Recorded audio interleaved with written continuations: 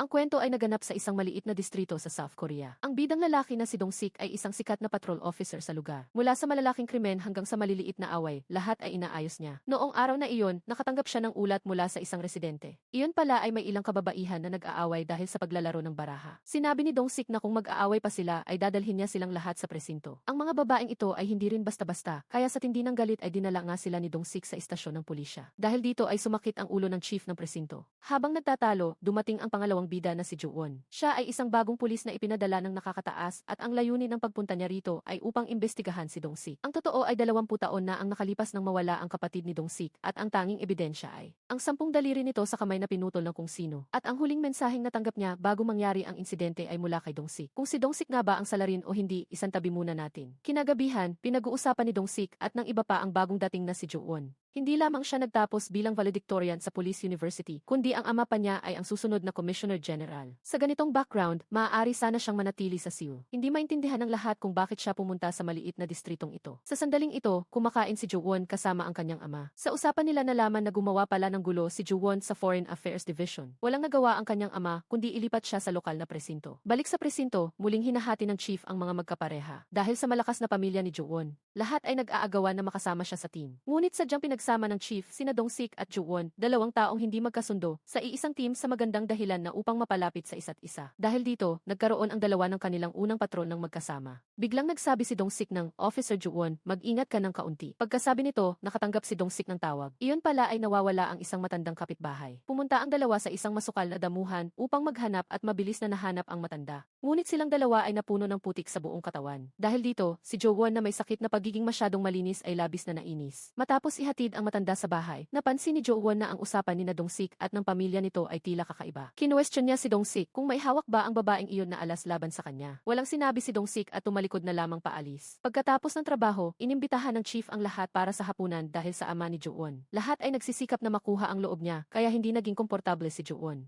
Balak niya sanang tumakas ng palihim nang mapansin siya ni Dong-sik na naghihiwa ng karne. Muling tinanong ni Ju-won si Dong-sik kung may hawak bang alas ang mga tao laban sa kanya. Sinabi ni Dong-sik kay Ju-won na siya ang pumatay sa bunsong anak ng pamilyang iyon. Tinanong ni Ju-won si Dong-sik kung paano niya pinatay ang tao. Ngumisi si Dong-sik at sinabing nagbibiro lang siya pero tila naging agresibo na agad ang aura nito. Kitang-kita na wala itong kaibigan. Ngunit hindi ito itinuring na biro ni Ju-won. Hinanap niya ang kanyang kaibigan upang hingin ang mga file ng mga biktima noon. Pag-uwi sa bahay, natuklasan niya na hindi lang anak ng may-ari ng tindahan ang biktima. Malupit na pinatay ng salarin ang 4 na babae sa parehong paraan. 3 bangkay na ang natagpuan, maliban sa kapatid ni Dong-sik na nananatiling missing.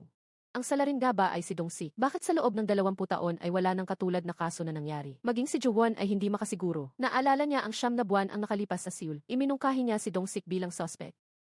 Nabalitaan na rin ng lahat ang tungkol sa baliw na pulis na ito. Noon pala ay sikat na pulis si Dong-sik sa Special Investigation Team. Ngunit matapos ang ilang pangyayari ay na-demote siya sa lokal na presinto. Dahil dito, lalong naniwala si Ju-won sa pagkakakilanlan ni Dong-sik bilang suspect. Sa panig naman ni Dong-sik, hindi siya kailanman tumigil sa paghahanap sa kanyang kapatid. Habang si Ju-won naman ay lihim siyang binabantayan. Sa sandaling ito, tumunog ang telepono. Ang matanda noong nakaraang araw ay muling nawawala. Inutusan ng chief si Ju-won na sumama sa paghahanap. Pagdating nila sa damuhan ay madilim na. Biglang nadula si Jin-mook, tila may nakita siyang bagay na hindi kapanipaniwala. Isinigaw niya ang pangalan ni Dong-sik. Nang marinig iyon ng dalawa ay agad silang tumakbo. Silang tatlo, kasama si Dong-sik, ay nakatagpo ng isang bangkay na pinutulan ng mga daliri. Napansin ni Ju-won ang singsing sa kamay ng bangkay. Pinigilan niya ang sarili, kilala niya ang taong ito. Napansin ni Dong-sik ang kakaibang kilos ni Ju-won. Pinaalis niya si Jin-mook at kinuwestiyon si Ju-won kung sino ang babaeng ito. Ngunit hindi rin nagpatalo si Ju-won. Tinanong niya pabalik si Dong-sik kung paano nito na lamang babae ang biktima. Umiti lang ng misteryoso si Dong-sik dahil sa seryosong kalikasan ng kaso, inilipat ito sa Major Crimes Unit. Pinangunahan ni Jae-hwa ang mga tao papunta sa pinangyarihan. Ngunit natuklasan nila na ito ay isang camera blind spot, ang bangkay ay tumpok na lamang ng mga puting buto at halos walang anumang ebidensya. Sa kabilang banda, dinala sina Dong-sik at Ju-won sa interrogation room. Galit na sumugod ang chief na sinamsang para kunin ang kanyang mga tao. Ngunit sinabi ng nakatalaga sa kanya na ang dalawang baliw na iyon ay kusa mismong pumasok doon. Sa loob ng interrogation room, kapwa nila sinusubukan ang isa't isa. Nais ng bawat isa na makakuha ng impormasyon mula sa kalaban. Pumasok si Jae-hwa dahil magkakaibigan naman sila. Kaya nagtanong lang siya ng ilang simpleng bagay at pinaalis na ang dalawa. Pag-uwi sa bahay, naalala ni Dong-sik ang nakaraan. 20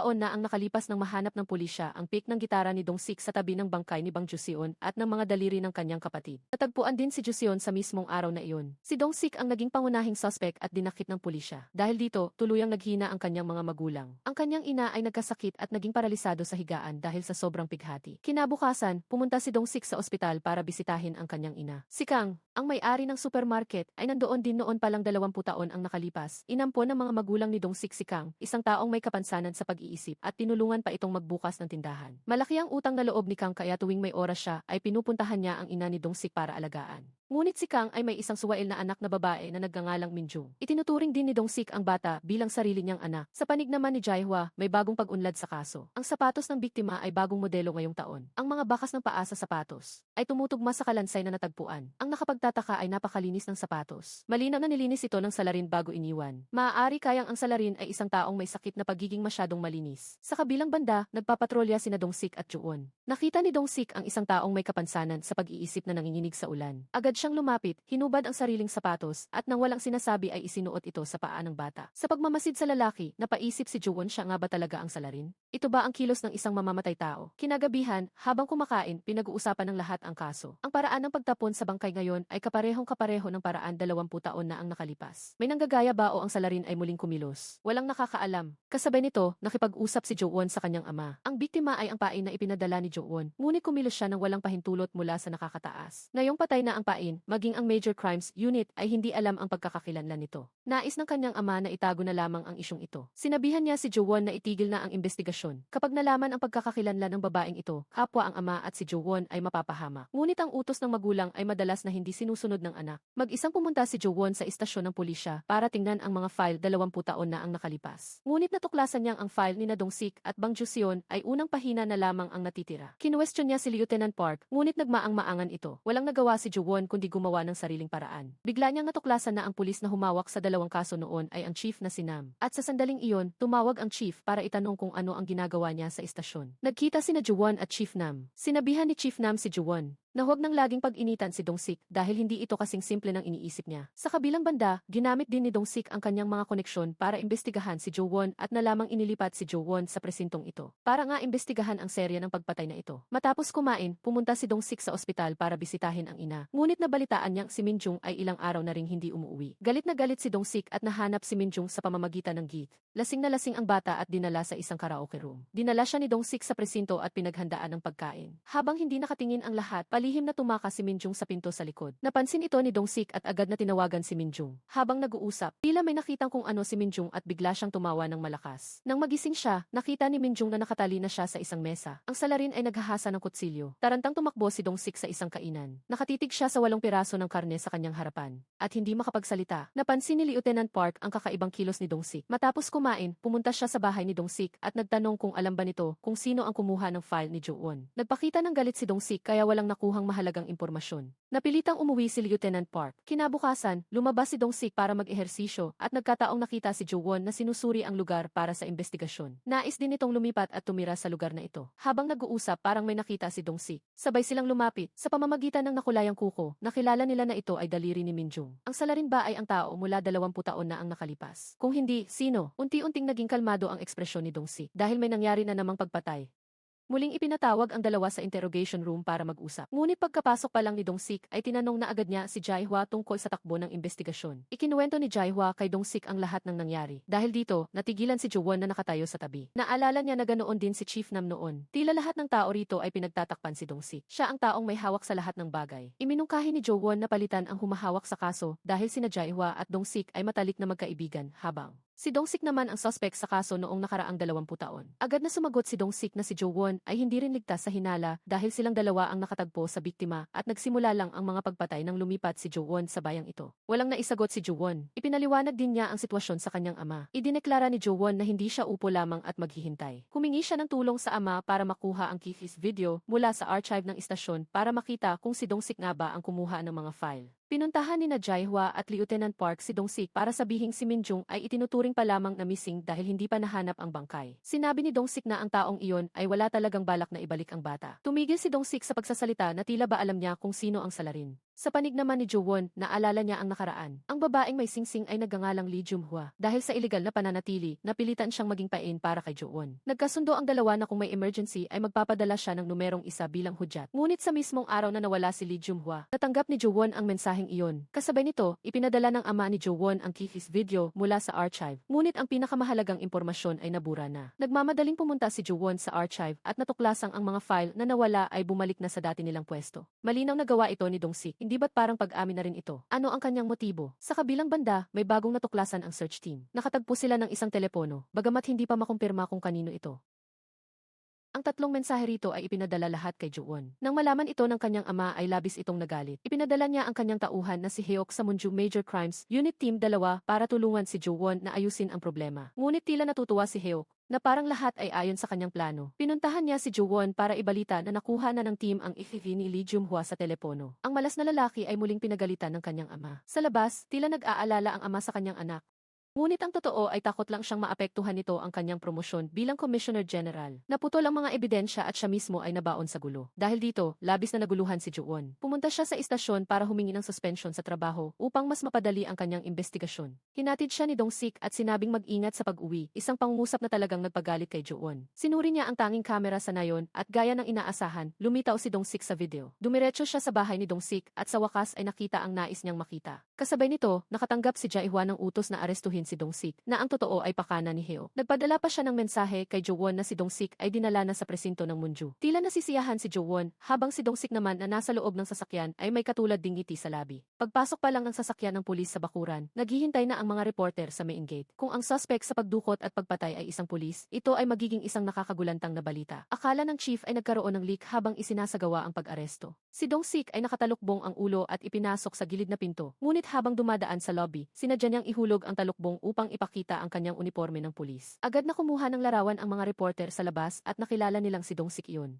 Ang suspect sa kaso ng nawawalang babaeng estudyante ay nasa interrogation room na. Nagpaliwanag si Dong-sik tungkol sa supot ng noodles, kung ano-anong sinasabi at talagang hindi binabanggit ang tungkol sa kaso. Habang ang lahat ay nawawalan na ng kibo, biglang naging seryoso si Dong-sik. Nakuhanan na ng mga reporter ang larawan ng isang pulis ng Republika ng Korea na inaresto ng madalian. Nawawalan ako ng pag-asa sa sistemang ito ng pulisya. Ipinahiwatig niya na gaya ng 20 taon na ang nakalipas, pinuwersa lamang siya sa pag-amin. Hindi na nakipagtalo si Jae-hwa. Tinanong niya ng diretsyo kung bakit may bakas ng dugo ni Min-jung sa loob ng bahay niya. Sinabi ni Dong-sik na madali itong ipaliwanag, madalas pumunta ang bata sa bahay niya at maaaring aksidenteng naumpog kung saan. Pagkatapos magsalita ay mayabang pa niyang inayos ang buhok sa harap ni Jo-won. Dahil isang patak lang ng dugo ang nasa bahay, hindi sapat ito para hatulan siya. Sinuri ni Jo-won na ang pinangyarihan ng krimen ay tiyak na hindi sa bahay kundi sa isang lugar na kahit mapuno ng dugo ay iisiping normal lang. Pumunta ang mga pulis sa manyang butchery para kumuha ng ebidensya. Ang mga dumadaan ay itinuturo at pinag-uusapan ang may-ari na si Jae. Ang totoo ay ang ina ni Jae ay nawala rin maraming taon na ang nakalipas at mag-isa siyang nanatili sa tindahan para maghintay sa pagbabalik nito. Muling nagbalik ang sakit ni Jae kaya pinuntahan niya si Jo-won. Pagkatapos, sinabi ni Jin-mook kay Jo-won, hindi ba't lahat ng ito ay dahil sa iyo? Hindi ba't dahil dumating ka at nabulabog ang mga kawawang residente rito na hindi makaalis sa lugar na ito? Hindi maintindihan ni Jo-won, nais lang niyang malaman ang katotohanan, mali ba iyon? Sa panig naman ni Jae-hwa, lumabas na ang resulta ng pagsusuri. Nakakita sila ng dugo ng isang babae sa isang kutsilyo, ngunit ang ihiki ay hindi kay Min-jung kundi sa isang nasa katanghaliang gulang na babaeng nagngangalang Han Jeong-im. Galit na hinanap ni Heok si Jo-won dahil ang ama ni Jo-won ang pumirma sa emergency arrest warrant. Ang 48 oras na detensyon kay Dong-sik ay malapit nang matapos at kung walang ebidensya ay mapipilitan silang palayain siya. Sa ganon, mawawala ng saysay ang lahat ng hirap nila sa simula. Sinabihan ni Heok si Jo-won na huwag nang makialam sa kaso, na labis namang ikinasama ng loob ni Jo-won. Sa kabilang dako, si Lieutenant Park ay dumiretso sa opisina ng chief at idineklarang mapapatunayan niyang walang sala si Dong-sik dahil noong gabing nangyari ang insidente ay magkasama silang dalawa. Ito ay malinaw na maling testimonya pero magsisinungaling ba ang isang pulis? Sa sandaling ito, sa isang pribadong silid, dalawang makapangyarihang tao ang lumitaw. Ang lalaki ay si Lee Chang-jin, isang investor mula sa Seoul at dating asawa ni Jae-hwa. Ang babae naman ay si Do Hae-won, isang konsehal na naghahandang tumakbo bilang mayor ng Munju at ina rin ni Lieutenant Park. Kasama rin nila si Gi Han, ang ama ni Jo-won. Ito ay isang tipikal na sabwata ng gobyerno at negosyante. Pinag-uusapan ng tatlo ang planong pagpapaunlad sa Munju. Nagsisimula ng mainip si Chang-jin dahil bilang investor, ayaw niyang masira ang kanyang plano dahil sa isang kaso ng pagpatay. Gaya ng nangyari 20 taon na ang nakalipas. Si Do Hae-won ay nagkukunwaring nag-aalala sa mga mamamayan mamamayan, ngunit ang totoo ay nais lang niyang gamitin ang pagkakataong ito para makuha ang posisyon ng mayor. Habang si Ji Han naman, kahit matagal nang wala sa Munju, ang dumi sa pangalan ng kanyang anak ay maaaring makaapekto sa kanyang promosyon bilang Commissioner General. Silang tatlo, para sa sarili nilang interes, ay nagtulungan. Sinabihan ni Chang Jin si Ji Han na harangan ang lahat ng impormasyon tungkol sa kaso at siya na ang bahala sa iba pa. Pinalaya na si Dong Sik at pumunta siya sa kainan ni Jae para kumain habang nanonood sa TV. Biglang ipinalabas ang isang interview sa mga kaklase ni Minjung. Sinabi ng mga kaklase na si Minjung ay hindi matino sa paaralan at tuwing may oras ay naglalagi sa mga club at nakikihalubilo sa mga hindi mapagkakatiwalaang tao. Malinaw na ito ay taktika ni Chang Jin na gamitin ang opinyon ng publiko para tapusin ang kaso sa lalong madaling panahon. Bumalik si Dong Sik sa kanyang basement at mag-isang umiyak. Sinundan siya ni Jo Won, bumunot ng baril at itinutok ito kay Dong Sik para pilitin siyang sabihin ang katotohanan. Ngumisi si Dong Sik at nagtanong, alam mo ba kung bakit ang kaso ni Nayu at Bang Jusion ay naging suspended sentence uli si Duzon dahil nung wala pang matibay na ebidensya ay biglang lumitaw ang alibi tama gaya ng pagsisinungaling ni Paul. Inspapart para protektahan si Dong Sik dati dahil lang sa pulis sila kaya itinuturing na katotohanan ang sinasabi nila. Ito ang butas sa batas ng Republika ng Korea. Inilabas ni Dong Sik ang litrato ng cellphone ni Lee Jung-hwa. Hinamon niya si Jo Won na barilin siya, ang buhay mo at ang buhay ng tatay mo ang magiging hepe ng pulisya. Sa hinaharap lahat ay mawawala ng saysay. Sa huli na naig ang katwiran, hindi inakala ni Jo Won na habang abala sa paghahanap ng katotohanan ay hindi niya sinasadyang nakagawa ng krimen. Nagsimula sa kaso ni Lee Jung-hwa ang lahat ay nawalan ng kontrol, ngayon ay gagamit pa ng baril para pilitin si Dong Sik na sabihin ang katotohanan sa tingin niya ay tama. Ano ba ang nangyayaring ito? Ako pa ba si Han Jo Won, ang top-notcher ng Police University noon? Sa huli ay naintindihan na niya ang balak ni Dong Sik. Kinaumagahan ay humarap si Jo Won sa media. Nagbigay ng komento tungkol sa kaso. Ang ibig sabihin nito ay ang kasong ito ay malamang na isang serial murder case na naulit pagkalipas ng 25 taon. Ang pahayag na ito ay kalalabas pa lang. Ang Munju Development Project ay agad na naharap sa panganib na maantala ng walang katiyakan. Hindi alam kung ano ang iniisip ng tatay ni Jo Won sa oras na ito. Pumunta uli si Jo Won sa bahay ni Dong Sik para tanungin kung sino ba talaga ang mamatay tao. Sino ba ang pinoprotektahan ni Dong Sik? Habang nagtatalo ang dalawa ay lumabas ang tatay ni Jo Won sa GV. Ipinahayag niya na ang mga sinabi ni Jo Won sa media ay hindi kumakatawan sa panig ng pulisya. Kasabay nito ay humingi ng paumanhin sa pagdulot ng kalituhan sa publiko. Sinabi niyang pinarusahan na si Jo Won, inilipat siya mula sa Seoul patungo sa lokal na istasyon ng pulisya. Tinuya siya ni Dong Sik. Ang ganoong klaseng sakripisyo para sa katarungan ay nagawa niya. Nagpatuloy si In Hee Han na kahit tatay siya ni Jo Won, ngunit higit sa lahat siya ay isa sa mga namumuno sa 120,000 pulis ng Republika ng Korea. Muli siyang humingi ng paumanhin sa mga mamamayan. Pagkatapos sabihin ang mga dakilang salitang iyon, ang tatlong tiwali ay muling nagtipon. Sinabi ni In Hee Han na ginawa na niya ang dapat gawin at ito na ang huling pagkakataon na magkikita sila. Pagkasabi noon ay tumayo at umalis na. Gusto ni Jo Won nakausapin ang tatay niya pero hindi siya pinansin nito. Kinabukasan pag-uwi ni Jo Won sa bahay, nalaman niyang pinalitan ng tatay niya ang password ng pinto. Hindi rin siya pinagbuksan ng katulong. Napilitan si Jo Won na magmaneho papuntang istasyon. Pagbaba ng kotse ay dinumog siya ng mga reporter na naghihintay. Isang reporter ang ginalit si Jo Won at sinabing isang henyo at top-notcher ng police school ay ipinatapon sa isang bulok na lugar na gaya nito. Humarap si Dong Sik para sumaklolo at binalikan ang reporter. Hindi ba istasyon ng pulisya ang bulok na lugar na ito? Hindi ba kami pulis? Sinasabi mo bang hindi kami mga pulis? Dumating si Chief Nam at sinabihan ang mga reporter na huwag nang magpapakita sa lugar na ito. Ang bigla ang init na ito ay nagpahanga ng kaunti kay Jo Won. Nagtanong siya kung ano ang pakay ng lahat. Ipinaliwanag ni Dong Sik na kahit magpatayan pa ang dalawang tao, ngunit kapag may kaaway sa labas ay magkakaisa sila. Iyon ang istasyon ng manyang. Habang nag-iisip si Jo Won, biglang sumugod sa labas si Dong Sik. Sumunod din agad si Jo Won. Ang dalawa ay nagmaneho papunta sa isang plaza na hanap na pala ni Chang Jin. Si Amy Kang pinilit siyang magsalita sa harap ng publiko para gumawa ng opinyon na tutulong sa Munju Development Project na magpatuloy ng maayos. Dinala ni Dong Sik ang kotse sa gitna ng maraming tao. Galit niyang hinila si Amy Kang pababa ng entablado. Naging sanhi ito ng galit ng mga tao. Dahil sa puso nila ay isa pa rin siyang suspect. Isinisi ng lahat kay Dong Sik ang pagkabigo ng Munju Development Project. 25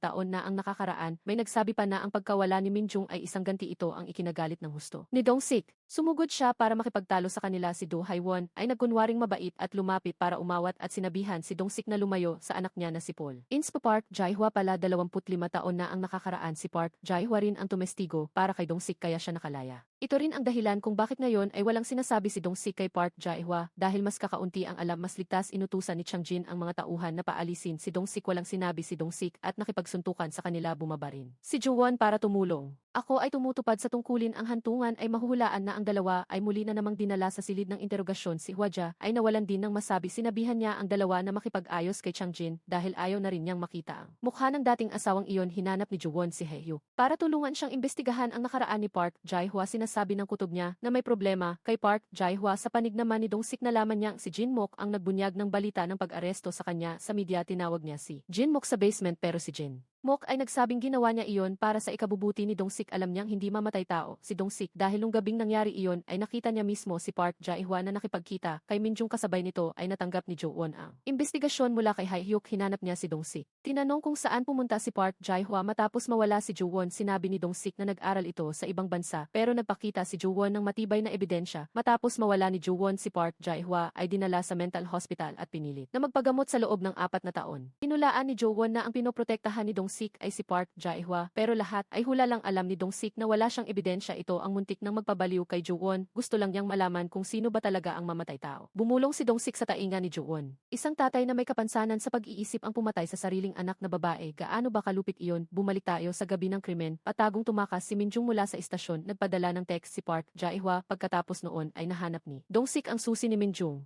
na naiwan niya. Tinawagan niya si Min-jung. Habang nag-uusap ay lumitaw si Park Jae-hwa. Natatakot siyang mag-isa si Min-jung kaya gusto niyang ihatid ito sa bahay. Sabi ni Min-jung, ayaw ko pang umuwi ng maaga. Ang tatay ko ay nagbibigay sa akin ng kilabot hindi inaasahan. Na ang lahat ng salitang ito ay narinig ni Elise Kang. Ang mukha niya ay wala ng bakas ng pagiging tanga gaya ng dati. Mabilis siyang tumakbo pa uwi. Si Elise Kang ang tunay na mamatay tao. Ang kapansanan at pagkautal ay pagpapanggap lang matapos gawin ang krimen. Palagi niyang pinagmamasdan ang mga tao sa paligid. Nagpapakita pa siya ng matinding sakit sa mga lugar na may kamera siya. Ang tunay na halimaw. Sa totoo lang ay dahan-dahang lumapit si Dong-sik sa tainga ni Jo-won pero walang sinabi. Tinapik lang ang balikat niya sakto noon. Tumawag si Elise Kang at gustong hingin ang contact number ni Jo-won. Ang dalawa ay pumunta sa bahay ni Elise Kang. Gusto pala niyang pakiusapan si Jo-won na imbestigahan ng lihim ang kasong ito. Tiningnan ni Dong-sik ang pagpapanggap niya. Labis ang inis sa loob niya. Alam niyang si Elise Kang ang mamatay tao. Pero ang problema ay walang ebidensya, walang kaalam-alam si Jo-won. Kaya pumayag siyang tulungan si Elise Kang. Ikinuwento ni Elise Kang ang nangyari nung gabing iyon ng 07:17 ng gabi. Nakauwi si Min-jung. Ilang salita lang ang nagpalitan at pumasok na si Min-jung sa kwarto ng 08:33. Pumunta si Jin-mook sa supermarket para kumuha ng alak. Pagkatapos ay sabay-sabay na pumunta sa tindahan ni Jae para maghapunan. Ang lahat ay parang walang problema. Nakiusap si Jo-won kay Hae-hyuk na kunin ang internal surveillance video ng police headquarters. Agad na nagsumbong si Hae-hyuk sa tatay ni Jo-won. Sinabi ni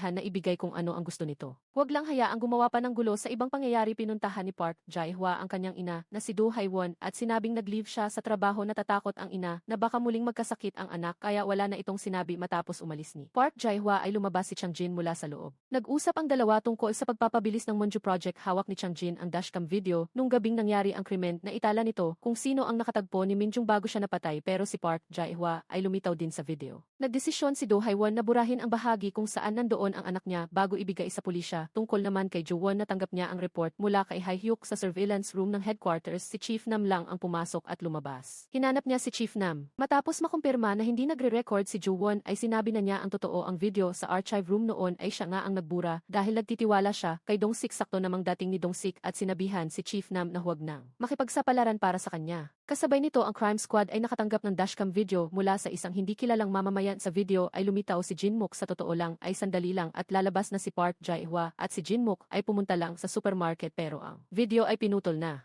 Naiwan na lang ang bahagi kung saan nasa likod ni Min-jung si Jin-mook kaya napagkamalan ng lahat na sinusundan niya ito. Kumilos ang crime squad para arestuhin si Jin-mook. Sinabihan siya ni Dong-sik na huwag magpadalos-dalos, sabihin lang ang totoo. Agad siyang pumunta sa archive room para hanapin si Park Jae-hwa. Dahil nung gabing iyon ay nandoon din si Park Jae-hwa kaya mapapatunayan niya ang kalinisan ni Jin-mook. Pero nakakalungkot na nag-leave pala si Park Jae-hwa. Dumating si Chief Nam at sinabihan si Dong-sik na umalis na muna, hindi niya hahayaang magdusa. Si Jin-mook, si Hwaja bilang kamag-anak ng suspect ay hindi rin pwedeng sumali sa interogasyon. Nagtipon ang lahat sa kainan ni Jerry. Labis ang sakit na nararamdaman ni Hwaja. Mas gusto pa niyang si Park Jae-hwa na lang ang mamatay tao. Nang tumingala si Dong-sik ay lumitaw si Elise Kang sa pinto. Umiyak si Hwaja at sinabing ang pagkamatay ni Min-jung ay walang kinalaman kay Jin-mook. Sumagot si Elise Kang na alam niyang hindi si Jin-mook. Hindi na nakatiis si Dong-sik. Pumunta siya sa isang eskinita at binuksan ang isang lumang abandonadong drawer. Kasabay nito ay nalaman ni na Jo-won at Dong-sik na biglang may signal ang cellphone ni Min-jung. Nakiusap na sila sa technical department dati kaya kapag binuksan ang cellphone ni Min-jung ay agad silang makakatanggap ng signal pero maya-maya lang ay nawala ang signal. Umasa ang dalawa sa lokasyon para pumunta sa kalapit na lugar. Tatay, ilabas mo ako rito.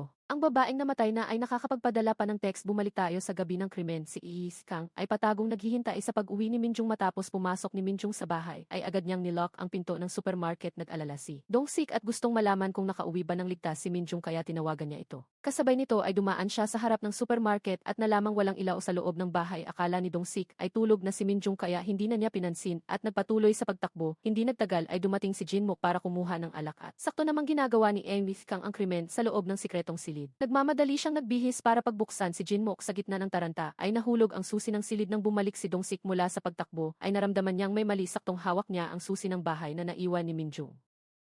Ginamit niya ang susi para pumasok sa bahay ni Is Kang nang ilapag niya ang sapatos ay nakakita siya ng isa pang susi sa sahig ang buong bahay ay may iisang pinto lang na nakalock mula sa loob. Ano ba ang itinatago rito? Binuksan ni Dong-sik ang pinto at pumasok. Nahanap niya ang cellphone ni Minjung kasama ang isa sero dulo ng daliri nito parang nabaliw siya sa paghahanap sa paligid at doon bumuhos ang sakit ng makumpirmang mga daliri nga iyon ni Minjung. Tatawag na sana si Dong-sik sa pulis nang mag-text si Jinmook Hoy Lasenggo. At sakto namang tumawag si Is Kang para iayain si Dong-sik na kumain sa kainan ni Jerry. Pinigil ni Dong-sik ang matinding sakit pilit na pinakalma ang boses at sinabi sa kanya na pupunta siya pagkababa ng telepono ay gusto pa ring tumawag ni Dong-sik sa pulis pero naalala niya na kung hindi nahanap ang bangkay ay hindi pwedeng magdemanda. Pagkatapos ay sumugod siya sa bakuran para hanapin ang bangkay ni Minjung. Bagaman hindi nahanap ang bangkay ay nahanap naman niya ang cellphone ni Lee Jung-hwa. Ito ang nagpapatunay na ang lahat ng kaso ay gawa ni Is Kang. Nagdesisyon siyang labagin ang batas para gumawa ng bitag upang madala si Is Kang sa hustisya ay kinuha niya ang mga daliri ni Minjung at inilagay ang mga ito sa harap ng supermarket. Sa kasalukuyan ang text mula sa cellphone ni Minjung ay galing din kay Dong-sik. Gusto lang niyang pilitin si Is Kang na magpakita ng pagkakamali. Hinanap ni Is Kang sina Dong-sik at Jo-won at sinabing may gusto siyang idagdag. Ikinuwento niyang nung gabing iyon sa hapag si Jae lang ang lumabas sa kalagitnaan. Pinuntahan ng dalawa si Jae pero sabi niya ay dahil lang sa pagod kaya umakyat siya para matulog.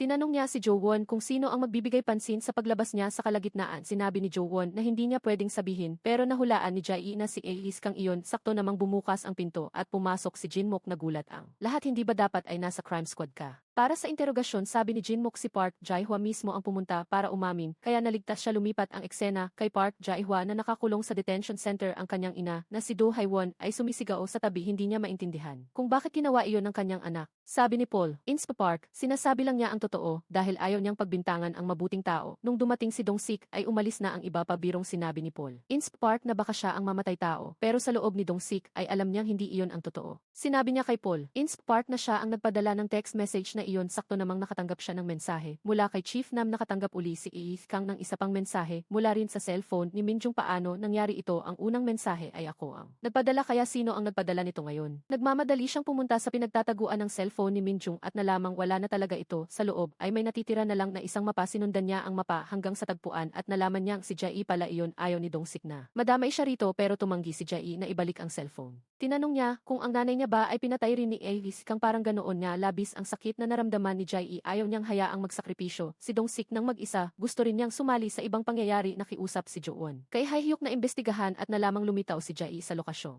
May layong 80 metro mula sa pinanggalingan ng signal ng cellphone ni Minjung. Dinala nila ang search warrant sa kainan niya para maghanap. Sinabi ni Jinmook na huwag paghinalaan si Jae dahil ang lahat ay isang pamilya. Sumang-ayon din ang isang kasamahan at sinabing kung maghihinala ay dapat ding paghinalaan si Dong-sik dahil nung gabing nangyari ang krimen ay lampas alas negatibo, siyam na siya dumating sa kainan. Ang sinabing ito ay nagdulot ng hinala sa puso ni Jo-won. Ginamit niya ang koneksyon ng tatay niya para pumunta sa technical department at nalamang pumunta si Chief Nam sa headquarters nung madaling araw para magbura ng isang video na ang kamera na iyon ay sakop ng neutral zone. Walang karapatan ang pulis na magbura ng video sa lugar na iyon. Nagmaneho si Jo-won papunta sa kinaroroonan ng kamera. Umakyat siya sa bubong ng kotse at nalamang ang kamera na iyon ay nakatutok mismo sa pinto ng supermarket. Ang ibig sabihin nito ay ang video na binura ni Chief Nam ay tiyak na may nakuhang isang bagay na napakahalaga sa ibang pangyayari. Kumuha si Is Kang ng isang malaking karne sa freezer. Bawat hampas na palakol ay ibinababa niya na tila may gustong putulin sa loob ng karne. Pumunta siya sa butcher shop ni Jae. Habang nag-uusap ay hinawakan niya ang kutsilyo sa chopping board. Ang kilos na ito ay labis na ikinatakot ni Jae. Sinabi niyang parating na si Dong-sik at tinanong si Is Kang kung may kailangan ba siya. Sumagot si Is Kang na wala lang at tumalikod para umalis. Ni Lock nang mahigpit ni Jae ang pinto. Paglingon niya ay nahanap niya ang bagay na iniwan ni Is Kang kasama ang isang pirasong papel. Iyon ay ang hairclip na suot ng nanay niya nung nabubuhay pa. Binuksan niya ang papel at nakasulat doon ay downstream ng Manju Reed Field. 50 metro sa tabi ng bato sa panig naman ni Jo-won, hinanap niya si Dong-sik. Tinanong niya si Dong-sik kung sino ba talaga ang mamatay tao, isang chief na isang taon na lang bago mag-retire. Bakit kailangang pumunta sa police station nung madaling araw para magbura ng surveillance video kung hindi sasabihin ni Dong-sik ang totoo? Aarestuhin niya si Chief Nam dahil gusto lang naman ng mga nakataas ay resulta, wala silang pakialam kung sino ang tunay na mamatay tao. Pagkasabi noon ay inilabas niya ang posa. Sakto namang tumawag si Jae, sinabi niyang kung may mangyari man sa kanya ay dapat mahuli si Emis. Kang nag-alala si Dong-sik. Sumigaw siya at sinabihan si Jo-won na tumabi. Naramdaman din ni Jo-won na may malaking mangyayari. Bawat hukay ni Jae sa pinaglibingan ng kanyang ina mula sa malayo ay narinig ang tunog ng kotse sa panig naman ni Emis. Kang nang makitang umalis ang pulis para iligtas si Jae ay bumalik siyang mag-isa sa bakuran ng bahay. Bawat piraso ng ladrilyo sa lupa ay binunot niya. Binasa ni Jo-won ang desisyon para sa emergency arrest dahil sa hinalang pagkidnap, pagkulong at pagdudulot ng pinsala kay Minjung. Ang tagpong ito ay tunay na nakakagaan ng loob. Balak pang lumaban ni Enwit Kang.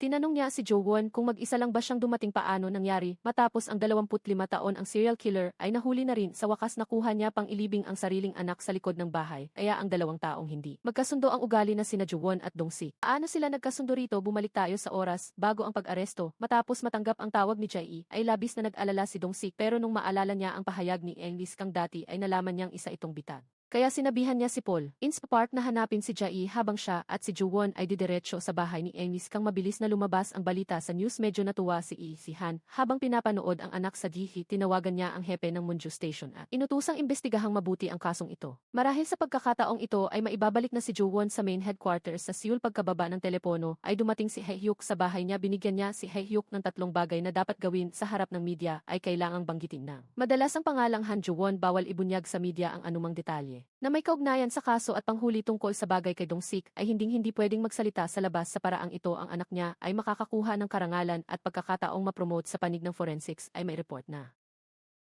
ang tunay na sanhi ng pagkamatay ni Minjung ay multiple organ failure na humantong sa cardiac arrest. Ang mga marka ng pagdurugo sa ilalim ng balat sa mga dulo ng daliri ay nagpapakita na buhay pa si Minjung nung putulin ang mga daliri bago siya ilibing. Nakatanggap si Dong-sik ng text mula kay Hwaja. Mabigat sa loob niya ang matinding pagkakonsensya dahil maaaring noong hinahanap niya ang bangkay ay buhay pa si Minjung. Hindi niya magawang isipin ang sakit na naranasan ng bata bago mamatay. Sa wakas ay nabunyag na ang katotohanan. Dinalaw ni Jo-won ang bangkay ni Lee Jung-hwa. Mabigat ang loob dahil namatay ito. Habang tinutulungan siya sa investigasyon, pumunta siya sa morgue at sinabi ng tagapamahala na ang mga bangkay ng iligal na dayuhan ay madalas walang kumukuha. Lalo bumigat ang loob ni Jo-won. Sakto namang dumating si Hepe Nam dala ang mga papeles dahil tinalikuran na ni Mang Kang ang karapatang makuha ang bangkay ni Minjung, kaya ang istasyon ng pulisya na ang bahala sa kremasyon ng bata sa burol. Lahat ay nagluluksa. Si Jin-ho na tunay na nagmamahal kay Minjung ay nanghina at napaluhod sa lupa. Biglang nakatanggap ng balita si Ihwa na gustong makita ni Mang Kang sina Dong-sik at Jo-won. Pumunta ang dalawa sa interrogation room. Nagdahilan si Dong-sik na sira ang computer para manggulo at magalit ng gatong pa si Ihwa, kaya lalong nagalit ang hepe ng istasyon. Pinagmumura si Dong-sik. Sakto namang pumasok si Hepe Nam. Kahit hepe lang siya ng maliit na istasyon, tila wala siyang takot sa hepeng si Moonjo. Sa loob ng interrogation room nagsimulang magsalita si Mang Kang. Noong bata pa siya ay may nagustuhan siyang masahista na ang pangalan ay Mihay.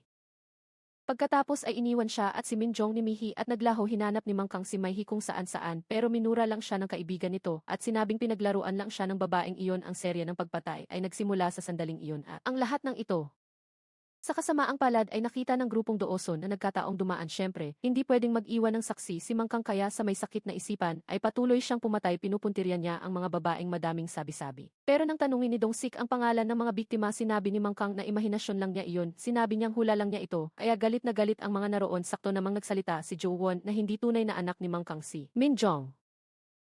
Hindi ba agad nawala ang depensa ni Mang Kang? Nautal niyang sinabing tunay niyang anak si Minjung. Nakuha ni Dong-sik ang kahinaan nito at nagsimulang mang-asar na madaming ang chismis tungkol kay may hinaalala ni Mang Kang ang nakaraan.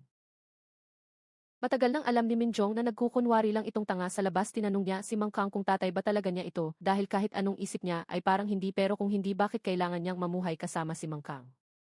Ang mga salitang ito ang nagpasiklab sa galit ni Mang Kang. Hindi na niya kayang makinig pa. Itinumba ang mesa at sinakal si Dong-sik. Nakita ito ni Jo-won at agad siyang pinabagsak. Pagkatapos noon ay pumunta ang dalawa sa red light district para hanapin si Mihay. Dahil dati ay nagtrabaho si Jo-won sa foreign affairs na ang trabaho ay hanapin ang mga iligal na naninirahan, at ang tatlong biktima pati si Lee Jung-hwa ay kaibigan ni Mihay. Sa pamamagitan ng lokasyon ng phone ni Mang Kang nakita nila ang isang message shop na ang pangalan ay Maria. Base sa larawan nalaman nilang nagtrabaho nga dito si Mayhi pero namatay na noong nakaraang taon dahil sa aksidente bumalik ang dalawa sa interrogation room na hulaan ni Dong Sik kung bakit laging pumapatay si Mangkang tuwing October 21. Iyon ang araw na nagtagpo sila ni Mihai. Layunin ni Mangkang na hanapin si Mayhi sa loob ng 25 taon para patayin pero sa kasamaang palad ay naunang mamatay si Mayhi kaya si Minjong ang pinatay niya sa araw na iyon para masiyahan ang kanyang pagkabaliw ayaw aminin ni Mang. Kang kaya naglabas ng huling alas si Dong Sik. Isang peking report na nagsasabing 8% na hindi sila magkadugo, lalong nawala sa katinuan si Mangkang dinagdagan pa ito ni Dong Sik na hindi pa patay si Mayhi at alam nitong hinahanap siya. Kaya nagpalit ng pangalan at lumipat sa ibang lungsod nang tumayo si Dong Sik para umalis sa wakas ay nagsalita si Mangkang basta dalhin dito si Mayhi sasabihin niya kung nasaan ang lahat ng bangkay pati ang kapatid ni Dong Sik na si Yuyeon. Habang tinitingnan ng pulisya ang buong supermarket at nahanap ang lahat ng biktima maliban kay Yuyeon si Jae ay tila nakita ang ina kaya naiyak siya at humihingi ng tawad kinaumagahan ay pinuntahan ni Jo-won si Dong Sik. Hinalughog din ni Dong Sik ang bahay pero hindi nahanap ang kapatid pinalakas ni Jo-won ang loob ni Dong Sik habang nag-uusap nakatanggap ang dalawa ng tawag na patay na si Mangkang at ang huling habilin nito ay Dong Sik.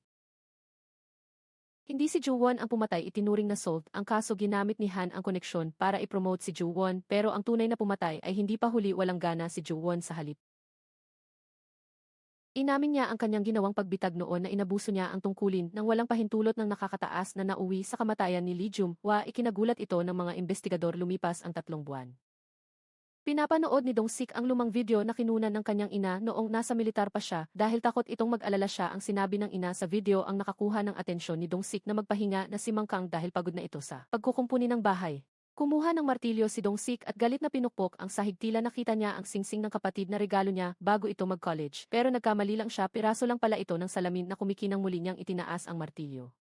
Para ilabas ang galit at pait sa loob lumipat ang eksena sa istasyon si Cho ay nakatingin sa litrato sa dingding kung saan sina Park at Dong Sik ay nabigyan ng parangal at promosyon sila ni Inspector Huang ay nagsalita. Tungkol sa kawalang katarungan ng tadhana sa usapan nalaman nating pagkatapos magpakamatay ni Mangkang ay nag-leave si Jo-won habang si Dong Sik ay nananatili sa kanyang pwesto tungkol kay Dong Sik nagpapatrolya siya kasama si Jinho. Nag-aalala si Jinho kay Jae na matagal nang nawawala habang si Dong Sik ay bumubulong kung saan ba siya dapat pumunta dumaan sila sa tindahan ng karne ni Jae nakita ni Dong Sik ang mga basyong bote sa pinto itinaas ni Jinho ang shutter at ang mga matatanda pala sa unang episode. Ang nagtitipon para magsugal at kasama pa ang asawa ng kasamahang si Cho, hindi na nag-isip si Dong Sik at muling dinala ang mga babae sa istasyon, ganoon pa ring eksena, ganoon pa ring away at ganoon pa ring pagdating. Si Jo-won na nawala ng 3 buwan ay nagbalik para magtrabaho muli sa sandaling iyon lahat ay nakatanggap ng balita na kusa ng sumuko si Jae sa mga otoridad sa interrogation room inamin ni Jae na pumunta siya malapit sa istasyon. Noong madaling araw na iyon dahil gusto niyang patayin si Mangkang nakita rin ng mga pulis ang video sa gabing iyon parang walang pakialam si Dong Sik at sasabihing may ibang kaso pa siyang aasikasuhin hindi rin maintindihan ni Ihwa ang gustong gawin ni Jae. Kahit gusto niyang patayin si Mangkang ang istasyon ay hindi basta-bastang mapapasukan kung hindi nagtagumpay bakit kailangang sumuko sa totoo lang ay may nakita si Jae na pumasok sa likod na pinto pero hindi niya ito sinabi. Sinabi lang niya kay Ihwa na tingnan ang kamera sa kabilang banda ay kumakain si Jo-won kasama ang ama gustong ilipat ni Han si Jo-won sa main office pero mas gusto nito sa mandyang sakto namang dumating si Heokju. Ipinakita niya kay Han ang video ni Jae malapit sa istasyon hindi nagulat si Jo-won na tila planado ang lahat nagbiro lang siya at umalis na ikinagalit ni Han pumunta ang lahat sa tindahan ni Jae. Unang nagsalita si Ihwa sa palagay niya ay matagal na itong alam ni na Dong Sik at Park hindi niya maintindihan bakit ito inilihim sinabi ni Jae na siya lang ang nakakaalam nito wala nang nagawa si Dong Sik. Kaya isinama si Ihwa para manood ng video sa testamento ni Mangkang ay nabanggit na ipapamana ang bahay kay Dong Sik kaya naisip ni Dong Sik na baka nandoon ang bangkay ng kapatid na alala ni Park ang nakaraan. Na mayroon silang lihim na taguan noon at baka doon itinago ni Mangkang ang bangkay pero ang lupang iyon ay naibenta na ng kanyang ina kay Changjin kaya pumunta ang grupo sa farm ni Changjin para maghanap hindi nagtagal ay may nahukay si Jinho. Lumapit si Dong Sik para tingnan at ito ay isang bangkay na putol ang mga daliri agad dinala si Changjin sa interrogation room tinanong ni Ihwa kung bakit may bangkay on sabi ni Changjin ay hindi niya alam at binaliktad pa sila. Na iyon ay kanyang pribadong ari-arian at may karapatan siyang magdemanda sakto namang nagbalita ang search team na bukod sa bangkay kaninang umaga ay marami pa silang nahanap na ibang bangkay tumawag si Hepe Nam sa kakilala. Para itanong ang sitwasyon base sa ngipin walang biktima na nasa edad 20 bigo si Dong Sik pag-uwi at nakita si Jo-won na naghihintay may dala itong impormasyon na lahat ng kamera ay sira bago mamatay si Mangkang. At sa tiyan ni Mang Kang ay nahanap ang death certificate ni Mihi pagkasabi noon ay umalis na si Ju-won. Tiningnan ni Dong-sik ang ina sa lumang video at tumakbo sa ospital. Biglang nakapagsalita ang ina kahit wala pang malay. Binanggit nito ang salitang boiler na alala ni Dong-sik ang sinabi ni Mang Kang. Tumakbo siya sa silong ng bahay at ipinukpok ang martilyo. Sa wakas ay nahanap na niya ang kapatid na nakabaon sa pader sa loob ng 25 taon. Sobrang sakit ang naramdaman ni Dong-sik. Sa kabilang dako ay mag-isang pumunta si Hepe Nam sa tindahan ni Jae. Noong gabing pumunta ka sa istasyon ay nakita mo ako, hindi ba lumalabas na noong gabing iyon ay pumasok si Hepe Nam sa likod ng istasyon? Siya nga ba ang pumatay kay Mang Kang? Sakto namang dumating ang team leader at inaresto siya sa salang pagtulong sa pagpapakamatay. Hinalugog din ang istasyon ng Manjang sa loob ng Caja de Hierro. Sa opisina ni Hepe Nam ay nahanap ang fishing line at death certificate ni Maihai. Isang nakauniporme ang naglagay ng ebidensya sa loob ng Caja de Hierro. Bakit gustong ipakulong ni Ju-won ang Hepe? Nagsimula ang lahat 3 buwan na ang nakakaraan matapos mamatay si Mang Kang. Nakatanggap si Ju-won ng video mula sa detective. Iyon ang video kung saan tatangkain ni Jae na patayin si Mang Kang. Pagkatapos noon ay naglaho si Jae. Naramdaman ni Ju-won na may mali kaya nagpanggap siyang nananakot kay Jae para sumuko ito. Pagkatapos ay sinubaybayan ni Ju-won si Jae. Pero lagi niyang nakikita ang anino ni Hepe Nam sa malapit. Sa kabilang banda ay dinala si Hepe Nam sa interrogation room dahil sa mga ebidensya. Sinabi niyang kakausapin lang niya si Dong-sik. Mabigat ang loob ni Dong-sik. Sa harap ni Hepe Nam sinabi niyang nahanap na niya si Uyon. Naisip na niya ang libu-libong paraan para mahanap ang kapatid pero hindi niya inakalang nasa silong lang pala ito ng sariling bahay. Pinigilan ang emosyon. Nagsimulang magtanong si Dong-sik. Ayon sa proseso tinanong niya si Hepe Nam kung siya ba ang pumatay. Itinanggi ito ng Hepe. Tumayo si Dong-sik para umalis pero nagpahayag ng pagsisisi si Hepe Nam sa ginawa niya. 25 taon na ang nakakaraan. Dahil habang lumalapit sa katotohanan ay lalong nagiging delikado. Ayaw ni Dong-sik na madamay pa ang paretirong Hepe sa gulong ito. Pagkalabas ay pumunta si Dong-sik sa tindahan ni Jae. Naniniwala ang lahat na walang sasaktan ang Hepe. Sakto namang pumasok si Ihwa. Nakuha na niya ang video sa istasyon. Ang pinto ng opisina ng Hepe. Kahit tapos na ang oras ay hindi nakalock. Lahat ng pulis ay pwedeng pumasok. Ibig sabihin ay lahat sila ay pwedeng maging suspect pero ang mga peking ebidensya ay hindi sapat para makulong ang Hepe. Bakit kailangan gawin ito? Naintindihan na ni Dong-sik na may gusto lang kumuha ng atensyon ng pulisya gaya nang ginawa niya sa mga daliri ni Min Jong noon. Habang nalilito ang lahat ay nakuha na niya ang sagot. Tiningnan niya ang kamera at nakitang nakangiti si Ju-won sa lente. Hinanap niya si Ju-won para kumprontahin pero itinanggi ito ni Ju-won.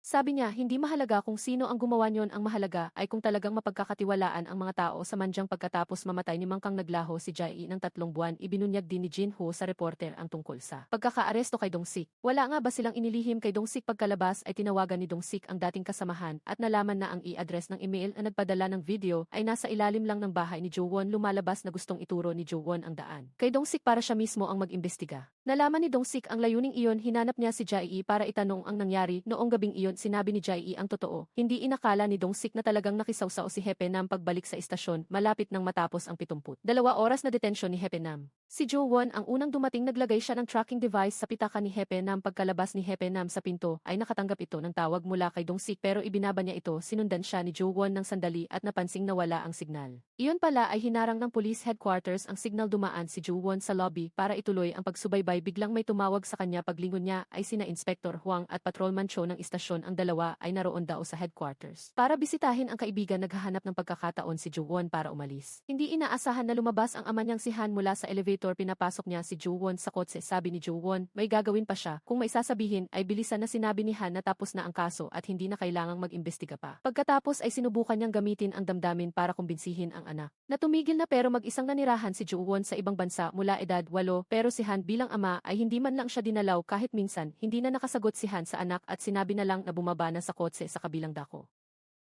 Naghahapunan sina Do Hae-won at Chang Jin. Gustong pabilhan ni Do si Chang Jin ng pampatulog. Pagkarinig pa lang ay alam na ni Chang Jin na para iyon kay Park. Alam din niya na nasa mental hospital si Park ng 4 na taon. Iniba ni Do Hae-won ang paksa. Sinabing nahanap na ang bangkay ni Uyon at kung makakaapekto ba ito sa development project. Direktang sinabi ni Chang Jin na nag-aalala lang ito sa anak. Tila may alam siya. Sabay nito ay nagpapakita ng senyales ng sakit si Park. Nakita niya ang batang sarili sa salamin at nagsimulang magkaroon ng mga halusinasyon. Tila hindi ordinaryo ang relasyon nila ni Uyon. Para naman kay Dong-sik pumunta siya sa morgue. Hindi bali ang liig ng kapatid niya. Pero ang gulugod at tadyang ay may malubhang bali. Base sa pagsusuri ng forensic magagawa lang ito kung nabundol ng kotse at ilang ulit na narsasahan. Tinawagan ni Dong-sik si Hepe Nam at tinanong kung bakit naging ganoon si Uyon. Ano ba talaga ang itinatago niya? Totoo bang pinatay niya si Mang Kang sa telepono ay naririnig lang ang hinga walang sagot sa kabilang linya, dala-dala ng salarin ang walang malay na si Hepe Nam sa kotse sabay nito ay dumating si Jo-won gamit ang lokasyon. Pero huli na ang lahat nakita lang niya ang mga bakas ng dugo sa lupa at isang recording pen, sakto namang mailumabas na silver van mula sa junkyard walang sabi-sabi na humabol si Jo-won sa daan ay tinawagan niya si Dong-sik at sabay silang humabol. Biglang huminto ang signal parang nabaliw na tumakbo si Jo-won nang dumating si Dong-sik ay nandoon na ang pulisya. Nakaluhod si Jo-won at paulit-ulit na humihingi ng tawad nagdao si Dong-sik at ang iba pa ng seremonya ng pamamaalam para kay Hepenam. Pagkatapos ng libing pumunta si Dong-sik sa bahay nito para ayusin ang mga gamit aksidente niyang nahanap na idinagdag ni Hepenam ang pangalan niya sa isang dokumento ng ari-arian na alala niya ang sabi nito noon na pagkatapos mag-retire ay maghahanap ng matitirhan para sa pagtanda nakaramdam si Dong-sik ng hindi maipaliwanag na sakit. Pagkatapos ay pumunta ang lahat sa tindahan ni Jai tanging si Dong-sik lang ang hindi sumama nagtago siya kung saan bago umalis ay humingi ng tawad si Jo-won kay Jai siya ang nagpadala ng video sa pulisya sakto namang nakatanggap si Jai ng mensahe mula kay Park. Sabi nito ay papunta sila ni Dong-sik sa Cheongseongdo para bumili ng sopas ng isda na paborito ni Hepenam noong nabubuhay pa kinabukasan ay nagmaneho si Jo-won papuntang Cheongseongdo ito ang lugar na nabanggit ni Hepenam bumaba si Jo-won at nakita si Park. Tila umiinom ito ng gamot lumapit siya at nagpakita ng pag-aalala, naglabas ng loob si Park na mayroon siyang amnesia, may mahabang panahon na wala siyang maalala para sa kanya iyon ay parang impyerno. Gusto pa sanang magtanong ni Jo-won pero pinutol ito ni Park sabi niya ay nasa paanan ng bundok si Dong-sik sa paanan ng bundok sa wakas ay nakita niya si Dong-sik na matagal nang nanamlay sabi ni Jo-won anuman ang maging resulta. Kailangan na nilang kumilos nagsimulang magpalitan ng impormasyon ang dalawa bago mamatay si Hepenam ay siguradong pumunta ito sa headquarters para makipagkita sa kung sino at noong araw na iyon ay nagkataong nakita sina Patrolman Cho at Inspector Huang ng istasyon. Bumalik ang buong grupo sa tindahan ng karne para mag-usap sinabi ni Jo-won na sinabi ni Inspector Huang na binisita nito ang isang kaklase habang ang kilos ni Police Cho ay tila hindi natural pero ayon sa investigasyon ni Jo-won sa head office. Walang kaklase roon si Inspector Huang. Kaya parehong may problema ang dalawa nagpasya si Hwaja na gumamit ng iligal na paraan para makuha ang call history ni Police Cho sabi ni Jo-won na magaling siya rito sina Jae-hoon at Jae ang bahala sa pagsubaybay kay Inspector Huang sinabi at ginawa ni na Jae-hoon at Jae. Sinundan nila si Inspector Huang sa head office ng pulis nakipag-usap ito sa isang misteryosong tao tapos ay biglang naupo sa lupa at umiyak nakita ito ni Dong-sik at nilapitan siya sinabi rin ni Inspector Huang ang totoo na gusto lang niyang malipat mula sa lokal na istasyon. Dahil matapos mamatay ni Hepenam ay nawalan siya ng sandigan bagay talaga ito sa kanyang pagkatao. Nakuha rin ni Jo-won ang call history ni Police Cho sa tulong ng mga koneksyon sa pagsusuri ay natuklasan niya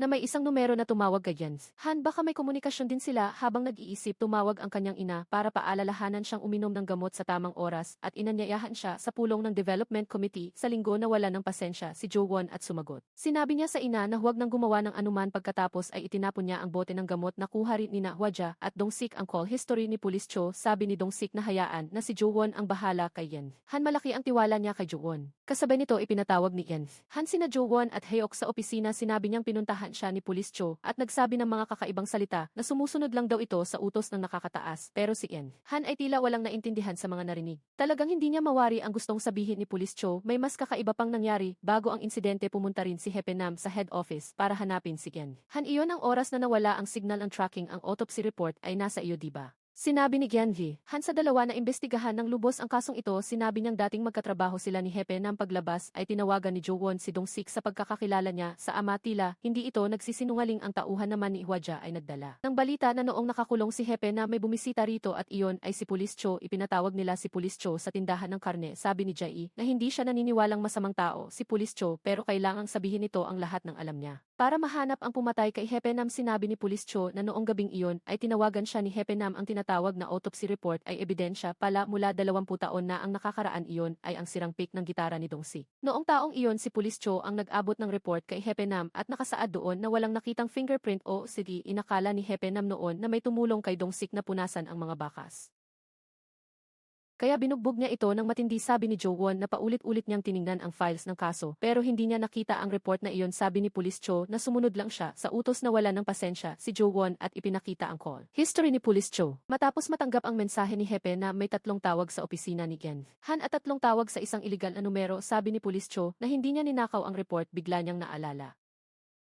na noong gabing iyon hindi lang siya ang nakipagkita kay Hepe Nam kundi pati ang Hepe ng Munju na si Chilmon pinuntahan ni Jowon. Si Chilmon inamin nito na nakipagkita siya kay Hepe Nam pero dahil lang sa pagkakaibigan pero sa totoo lang ang Sisiri noong gabing nawala si Kang ay pinatay ni Chilmon at silang dalawa ang nakakita sa bangkay. Si Chilmon ang makakapagpatunay na malinis si Hepe Nam pero sa hapagkainan iginiit niya na nag-usap lang sila tungkol sa nakaraan. Naglabas si Jowon ng huling alas. Noong gabing iyon matagal na tumingin si Hepe Nam sa kamera sa pagsusuri ng labi. Alam ko ang gusto niyang sabihin. Alam mo rin di ba ang pumatay kay Kang ay papatayin din ako dahil dito nagalit si Chilmon at iginiit na si Kang ay pinatay ni Tutu. Sa kabilang dako nakatanggap si Changjin ng isang anonymous email na nagsasabing siya ang nagbigay kay Kang ng gamit para mamatay ang kanyang baston. Ang sandata at ang pagkapilay ay pagpapanggap lang sino ang nananakot sa kanya. Galit na galit si Changjin. Ang pumatay kay Hepe Nam ay siya rin nagpasya si Changjin na imbestigahan ang lahat. Sa kabilang dako si Gen Do Haiwon ay kumakain kasama ang anak. Sabi ni Jowon na may inimbita siyang panauhin. Pagtingin ni In Do ay ang baliw na si Dongsik pala habang nagulat. Tumawag si Changjin pero dahil ni Jowon at Dongsik doon hindi sumagot si Gen Do Haiwon. Kasabay nito kinuha ni Jowon ang telepono ni Chilmon at tinawagan ang iligal na numero. Isang telepono sa bulsa ni In Do Haiwon ang tumunog. Lumalabas na silang lahat ay magkakaugnay. Pumasok si Jowon at tinanong kung bakit hindi siya sumasagot sa telepono. Binaling ni Jowon ang tanong kay Jowon kung nawalan ba talaga ito ng alaala. Ano ba talaga ang impyernong pilit niyang itinago. 15 paghahati 1-0 paghahati 2,000 at isang babae ang tumatakbo at humihingi ng saklolo pabalik sa kasalukuyan dahil ang Munju Project ay hindi matuloy. Ang mga construction company ay nagbabantang magdemanda kay Changjin. Sabi ng tauhan na kung hindi ito masisimulan ay malulugi ang kumpanya at ang depositong pera ay makukuha rin. Sa oras na iyon mawawalan siya ng lahat. Bigla siyang nakatanggap ng email mula sa misteryosong tao. Parang malas na sunod-sunod. Kailangan niyang mahanap ang maihawak ng kanyang buhay. Sa kabilang dako tinanong ni Dongsik si Jowon kung ano ang itinatago nito tapos ay nagpakita siya ng papel ng ospital na may pirma ni In Do Haiwon at ang numerong iniwan doon ay ang black market number nito. Tinanong ni Dongsik si Jowon na bakit pa ito nagtatago gayong alam na ang totoo. Sabi ni Jowon na gusto lang niyang malaman kung kailan nagsimulang mawala ang kanyang alaala. Rito ay bumilis ang kanyang paghinga. Nakita ito ni Jowon at tumawag ng ambulansya. Sinamantala ni Chilmon ang pagkakataon para tumakas matapos ang maraming pangyayari. Nagkaroon ng kakaibang ugnayan ang dalawa. Dinala ang anak ni Gen Do Haiwon sa ospital. Ang lahat ng ito ay nakita ni Changjin. Tinawagan niya si Genhee Han pero hindi ito sumasagot. Sa oras na ito nakikinig si Gen Han sa ulat ni Hyuk. Ang report ay tungkol sa sirang pick ng gitara at wala talagang ifisi ng kahit sino. Ang kahinahinala ay tanging ang report na iyon ang nawala. Noong taong iyon, hindi makatwiran na base lang sa ebidensyang iyon ay hinatulan si Dongsik. Naramdaman ni Hyuk na may itinatago si In Han. Nagdahilan siyang gustong tumulong para makakuha ng impormasyon pero puro pabalat bunga lang ang sinabi ni In Han. Saka pinauwi si Hyuk. Sa panig ni Dongsik may bago siyang natuklasan na may bagong kamera na nakakabit sa tapat ng kulungan na wala roon noong bago mamatay si Kang. Tumakbo si Hwaja at sinabing ang gusali ay pag-aari ng construction group ni Changjin. At si Changjin na dati ay sumasagot agad ay hindi na ngayon mahagilap. Na pansin ni Dongsik ang plaka ng kotse sa malapit na katulad ng nakita niya noong gabing iyon at si Changjin ay nasa opisina ni In Do Haiwon. Sa flashback nalaman nating matagal nang tumawag si Police Cho kay Yan Do Haiwon dahil ang kopya ng report sa vault ni Hepe Nam ay nawala na at ang orihinal ay sinira na mismo ni Yan Do Haiwon. Dahil sa sirang pick na iyon ay may fingerprint ng kanyang anak na si Jowon. Noong una ay lilinisin lang niya ang fingerprint pero nagpasya siyang sirain ang lahat. Nagalit si Changjin dahil nilihim ito ni In Do Haiwon. Sumagot si Gen Do Haiwon na hindi rin ito mabuting tao dahil na nga kung aayusin ang bangkay ni iyon pero nahanap ito sa pader ng bahay ni Dongsik. Naramdaman ni Changjin na si Jowon ay isang panganib kaya si In Do Haiwon ay nag-utos sa tauhan na pumunta sa ospital para iligtas ang anak pero pagdating ng tauhan ay wala na si Jowon. Tumakas pala ito at aksidenteng nakita si Jowon. Dinala ni Jowon si Jowon sa basement ng bahay ni Dongsik para maalala ang lahat tapos ay pumunta siya sa tindahan para makipagkita sa lahat. Sumali rin ang forensic expert sa grupo. Ayon sa investigasyon si Yuyeon ay maraming trauma mula binti hanggang leg. Pero ang bungo ay buo. Iyon ay may isang posibilidad lamang na nabangga siya ng kotse na may bilis na hindi bababa sa 45 kilometro kada oras. Sa panig ni Hwaja may bagong impormasyon. Ang gusaling nakita nila ay inilipat ni In Do Haiwon kay Changjin. Matapos ang kaso nagsimulang bumili ng lupa si In Do Haiwon sa paligid noong 1,900 at sa loob ng 25 taon ay naibenta na halos lahat. Ang mga bumili bukod kay Changjin ay sina Chilmon at Kin Lee na asawa ni Police Cho. Tama nga na ang lahat ng taong ito ay may kinalaman sa report. Nahanap ni na Dongsik ang pulis na si Cho at nalamang wala talaga itong alam sa loob kundi ang magpalit lang. Pero sinabi ni Pulis Cho na sa tingin ni Gen, Do Haiwon hula niya ang pumatay ay may kinalaman sa anak nito. Kumuha ng martilyo si Dong-sik at pinuntahan si Jo-won sa ilalim ng pagtatanong ni Dong-sik na alala rin ni Jo-won ang nakaraan. Noong gabing iyon nakita niya nga si Yoo-yeon dahil paalis na si Jo-won papuntang Amerika. Hindi masaya si Yoo-yeon, nag-away ang dalawa, hindi lang uminom ng gamot si Jo-won kundi uminom din ng alak. Nagmaneho siya para hanapin si Yoo-yeon sa ulan at nasagasaan ang dalaga. Ang sirang pik ay nahulog din noong oras na iyon. Inamin ni Jo-won na siya ang pumatay. Sinabi niya kay Dong-sik na patayin na siya nang dumating si Jo-won. Pinakawalan ni Dong-sik si Jo-won dahil sabi ni Jo-won ay nasagasaan ko si Yoo-yeon. Habang nakahiga na siya sa lupa, ibig sabihin, bago dumating si Jo-won, ay nakahiga na si Yoo-yeon sa lupa. Sa oras na ito, ibinalita na si Gen Han ay nominado para sa bagong posisyon ng ministro. Balik sa 25 taon ang nakaraan, si Yoo-yeon ay nakita rin ang pagpatay ni Kang matapos tumakas sa kotse nito. Nakatagpo niya ang taong talagang nagtulak sa kanya sa kamatayan. Lumalabas na noong gabing nawala si Yoo-yeon, si Gen Han na hepe pa noon ng Monju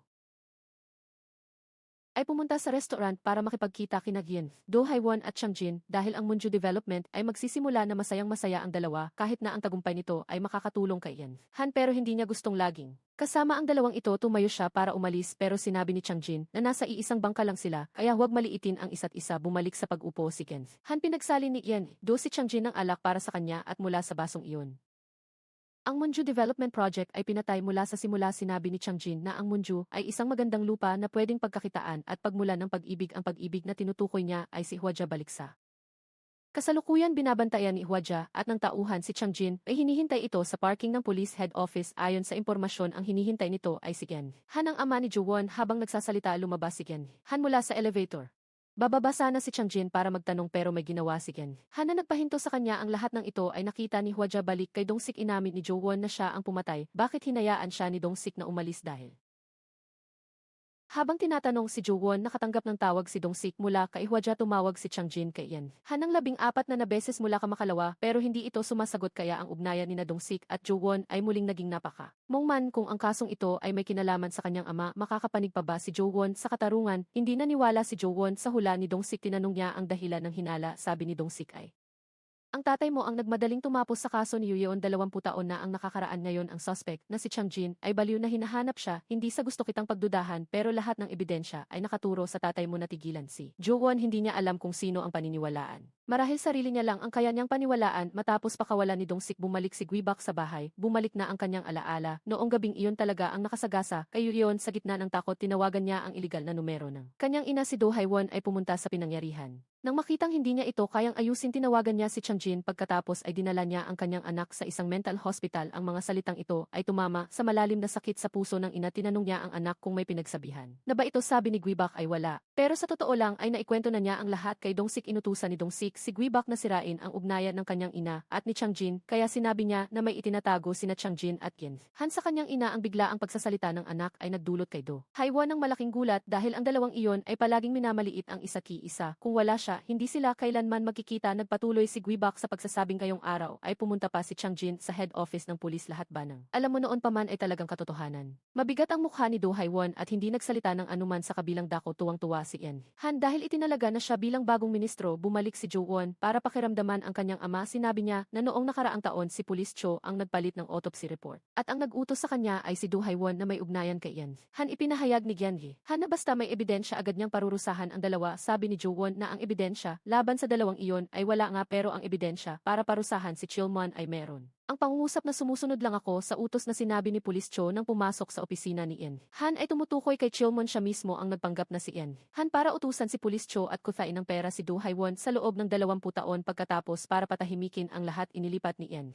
Han si Chilmon sa isang lokal na istasyon ng pulis. Nakangiti si Gen Han sa labas pero sa loob ay sobrang nagpapanik na siya. Agad siyang pumunta sa opisina ni Chilmon at lumuhod. Hayop ka, kinwestiyon niya si Chilmon kung gaano karaming pakinabang ang nakuha nito mula kay Do Haiwon. Sinabi rin ni Chilmon ang totoo at tiniyak na ang mga ito ay hindi magdudulot ng problema. Galit na sinabihan ni Gen Han si Chilmon na magbitiw at lumayas. Sumagot si Chilmon na parang ginagamit mo lang ako at itatapon na ngayon. Lumalabas na noong gabing mamatay si Kang. Si Gen Han mismo ang nag-utos kay Chilmon na patayin ang mga Gifi. Sa alaala, sinabi ni Gen Han na gusto niyang makita ang serial killer na ito ng 20 taon pero sa totoong buhay ay itinanggi niya ang lahat. Sabi ni Chilmon, Gen Han, hindi ka nga pumunta Pero ang matalik mong kaibigan na si Chang Jin ay pumunta na tigilan si Ian Han at hindi nakapagsalita sa kabilang dako. Sinabi ni Dong Sik na ang plano ni Jo Won ay hindi epektibo. Itinuro niya na 3 araw na ang nakalipas simula nang kausapin nila si Chil Moon. Pero nasa pwesto pa rin ito habang si Guibak ay nagsimula ng kumilos. Sa oras na ito ang reporter na pinalayas dati ni Hepe Nam ay muling lumitaw. Uminit ang ulo ni Dong Sik nang makita ito at balak paalisin, pero si Jo Won ay nagkaroon ng bagong ideya. Pumayag siyang magbigay ng eksklusibong balita sa reporter sa kondisyong ilalabas ito mismo sa personal hearing ni Ian Han. Agad na naintindihan ni Dong Sik ang balak ni Jo Won. Matapos umalis ni Jo Won, biglang nakatanggap si Dong Sik ng tawag mula sa opisina ni Ian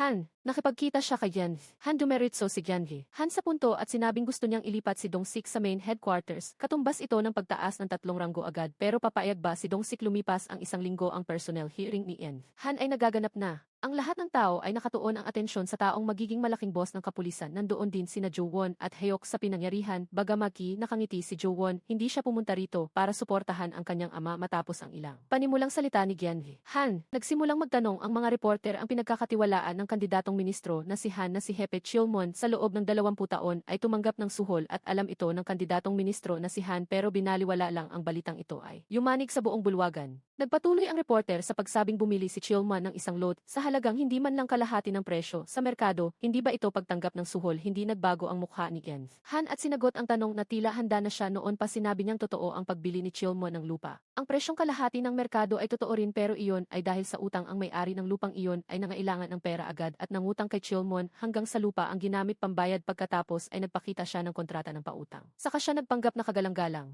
Sinabing matapos manungkulan ay tiyak na magtatakda ng bagong moral standard para sa kapulisan. Dahil dito, hindi inaasahan ni Jo Won ang sobrang lalim ng kanyang ama. Talagang hindi matantya si Ian Han. Sa oras na ito, itinulak ni Dong Sik ang pinto at pumasok. Ang kasalukuyang posisyon mo ay opisyal ng investigation team sa Seoul Main Headquarters. Lumalabas na tinanggap mo ang promosyon ni Ian Han. Makakatulong din ito ng malaki sa investigasyon sa hinaharap. Natigilan si Ian Han. Sinabi ni Dong Sik ang pagpapatupad ng batas ay kailangan ding kumilala ng oras at lugar. Pagkatapos ay lumapit siya sa harap ni Jo Won at itinaas ang arrest warrant sa kasong abuse of power na humantong sa kamatayan ni Lee Jung-hwa. Inuutos ko ang pag-aresto sa iyo. Lumalabas na nag-usap na ang dalawa tungkol sa plano noong nakaraang gabi. Si Dong Sik ay nailipat na sa main headquarters kaya may karapatan siyang arestuhin si Jo Won. Bagamaki, nagpakalat na ng balita sa mga reporter. Ngunit sa pagkakilala ni Jo Won sa kanyang ama, isang taong laging naghahangad ng perpeksyon, malamang na nakahanda na ito noon pa. Kaya nagpasya si Jo Won na isakripisyo ang sarili. Ngunit ang maaresto sa harap ng kamera ay hindi na lamang simpleng suspension. Ang bagay na ito ay maaaring sumira sa buong buhay ni Jo Won. Ibinili ni Dong Sik sa kanya na gamitin ang karapatang manahimik. Hindi dapat umamin sa kasalanan dahil marami pang gawain ang naghihintay sa kanilang dalawa. Balik sa kasalukuyan, tumatawang tinatanong ni Dong Sik si Jo Won dahil ang lahat ay napag-usapan na. Ngunit ang hindi inaasahan ay umamin si Jo Won sa kasalanan. Sa pagkakataong ito, si Dong Sik naman ang natigilan. Pinatay niya ang recording machine at tinanong si Jo Won kung bakit. Sinabi ni Jo Won na walang dahilan, ang nagkamali ay dapat parusahan. Dito ay palihim niyang ipinapahiwatig kay Dong Sik na kapag lumabas ang katotohanan, si Dong Sik ay tatanggap din ng kaukulang parusa. Sa oras na ito, ang investigation chief ay sumugod at pinagalitan ng husto si Dong Sik. Agad na bumatiko si Jo Won at sinabing kung pumayag ang chief na parusahan siya noon pa ay hindi sana siya naaresto sa harap ng kamera ng ganoon. Sinabi ni Dong Sik, kung umamin na sa kasalanan ay pansamantalang suspendido sa trabaho. Sinabi ni Jo Won na handa siyang tanggapin ang parusa. Pagkatapos ay nagmaneho siya pauwi. Sa oras na ito, si Ing Han ay galit na galit sa bahay. Akala niya ay nagtulungan sina Hyuk at Jo Won para gawin ang mga bagay na ito. Sinubukan ng ni Hyuk na ipagtanggol si Jo Won ng isang pangungusap, ngunit ang sampal ni MC Han ay tuluyang gumising sa kanya. Sakto namang pumasok si Jo Won. Kilala niya ang kanyang ama. Ang tanging taong pinagkakatiwalaan nito sa mundo ay ang sarili lang nito. Pagkatapos ay binuweltahan niya si MC Han. Kung hindi dahil sa paglipat ni Papa kay Dong Sik sa main headquarters, ay hindi sana ako naaresto. Pagkatapos ay sinabi ni Jo Won na umamin na siya at suspendido na. Dagdag pa ni Jo Won, dahil baka mukha kita, kaya ko ito ginagawa. Nais pa ni Jo Won na kumuha ng mas maraming impormasyon.